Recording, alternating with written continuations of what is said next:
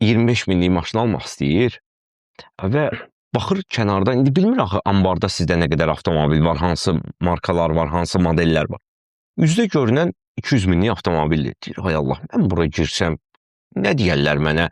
Olsa, ya yalandan maraqlanmalıyam 200 minlik maşınla. Bu, bilirsiniz nəyə oxşayır? O geyim butikləri olur, ha, daxil olursan ora, bunun pis mənada demirəm, ha, bir 15 manata şalvar axtarırsan, baxırsan ki, burada 250 manata qoyublar.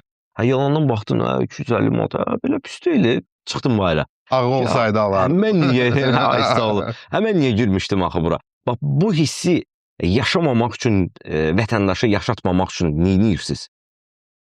Bayaq vurğuladığım kimi, yəni insanlar rahat daxil. Biz artıq bu düşüncə tərzindən millət olaraq çıxmalıyıq. Biz yəni başa düşməliyik ki, bu amma hələ çıxmamışıq da. Bu dükan yaranıbsa və yaxud da digər bir yer yaranıbsa, bura müştəri qəbulu üçün yaranıb.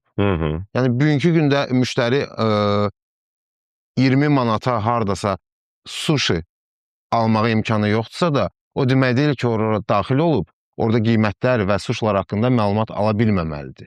O bugün məlumat alıb, sabah xoş münasibət gördüyü yerə pul olan kimi ora gələcək sushi yeməyə.